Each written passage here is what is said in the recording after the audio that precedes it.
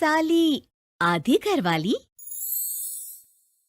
सिमरन की छोटी बहन विभा माँ के होते हुए भी सिमरन के ही पीछे लगी रहती थी। सिमरन, आ गई हो तो इसे खाना खिला दो। बोल रही है तुम जब तक नहीं खाओगी ये भी नहीं खाएगी। क्या है विभा, तुम खा लिया करो ना, मुझे ऑफिस से आने में देर हो जाती है। और कोई छोटी बच्ची तो हो नहीं तुम जो खाना भी नहीं खाती हो कि दीदी आएगी तो ही खाऊंगी। हाँ हाँ, छोटी बच्ची ही समझ लो। और एक बात, जब आपको पता है कि मैं आपके बिना नहीं खाती हूँ तो रोज रोज क्यों बोलती हो? अरे क्या है ये, दोनों बहनें कम माँ बेटी ज्यादा लगती हो। अरे दीदी की शादी हो जाएगी तब क्या करेगी बोल? जब होगी तब की तब देखेंगे। मैं तो दीदी के साथ ही रहूंगी हमेशा। दोनों की शादी ऐसे घर में कर देंगे जहाँ दो भाई हो। खैर, मामला आया गया हो जाता है। एक दिन सिमरन के पापा जब घर आते हैं, तुम लोगों के लिए अच्छी खबर है। वर्मा जी है ना मेरे दोस्त, उन्होंने सिमरन बेटी के लिए रिश्ता बताया है। बहुत अच्छा लड़का है, सिमरन को भी पसंद कर लिया है और कल वो लोग आ रहे हैं सिमरन को देखने अपने घर। सिद्धांत अपने माता पिता के साथ सिमरन को देखने आता है। उसे सिमरन अच्छी लगती है और शादी तय हो जाती है। सिद्धांत की माँ कहती है, अब तो हम लोग ले जाएंगे जल्द ही अपनी सिमरन को यहाँ से। अरे हाँ हाँ, क्यों नहीं, आपकी ही है अब तो हमारी बेटी। दूर खड़ी विभा सब सुन रही होती है। अब तो दीदी की शादी हो जाएगी, फिर तो वो चली जाएंगी। दीदी के बिना मैं कैसे रहूंगी? कुछ न कुछ तो करना ही होगा जिससे दीदी की शादी ही ना हो। सभी के जाने के बाद क्या शादी के बाद दीदी हम लोगों के साथ नहीं रहेंगी? अरे नहीं तो फिर क्यों रहेगी, शादी हो जाएगी तो अपने घर चली जाएगी ना। तो मैं भी जाऊंगी उनके साथ, मेरा भी सामान पैक कर देना। अरे कैसे बात कर रही हो विभा, दीदी के ससुराल छोटी बहन नहीं जाती। हाँ, कभी कभी जाकर मिलाना और रोज फोन पर भी बात कर लेना, ठीक है? नहीं पापा, आप तो जानते हैं मैं दीदी के बिना खाना भी नहीं खाती, ना ही मुझे उनके बिना नींद आती है। सिमरन बहन की बात सुनकर इमोशनल हो जाती है। अगले दिन से विभा खाना खाना छोड़ देती है। लोगों के लाख समझाने के बाद भी विभा ना खाती है ना ही सोती है। अंत में हार मानकर सिमरन सिद्धांत से मिलती है। सिद्धांत, मेरे मम्मी पापा ने बचपन से ही विभा और मुझे साथ रखा। वो मुझसे बहुत जुड़ी है। मुझे उसकी टेंशन रहेगी शादी के बाद, क्योंकि वो मेरे बिना नहीं रह सकती है। अरे ये तो छोटी सी बात है, वो हम लोगों के साथ हमारे घर में रह सकती है।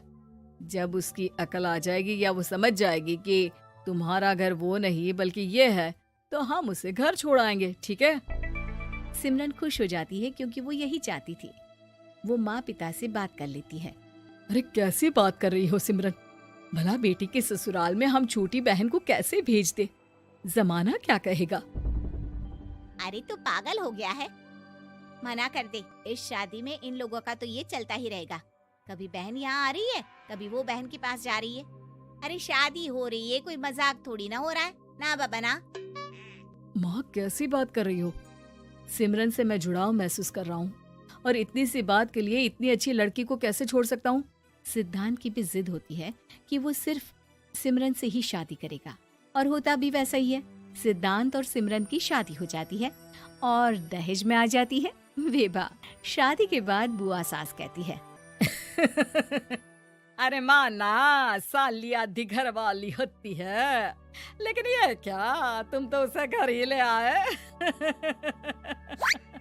तभी चाची कहती है, सिद्धांत को तो हम लोगों ने सीधा समझा था, लेकिन सबसे तेज तो यही निकला। अरे देखो कैसे दहेज तो नहीं लिया, लेकिन साली पर कब्जा कर लिया। सिद्धांत ने इस और तो सोचा ही नहीं था, लोग उन लोगों के बारे में ऐसी भी बात करेंगे। वो वहाँ से चला जाता है और चुपचाप अपने कमरे में लेट जाता है। क्या हुआ सिद्धांत, तुम अचानक से परेशान हो गए, कोई बात है क्या? अरे नहीं नहीं, वो थक गया था ना, शादी की सारी तैयारी और रस्मों के बीच, सोच रहा हूँ थोड़ा आराम कर लूं। हाँ ठीक है, आप लेट जाइए, मैं विभा का बेड लगा देती हूँ जमीन पर। क्या?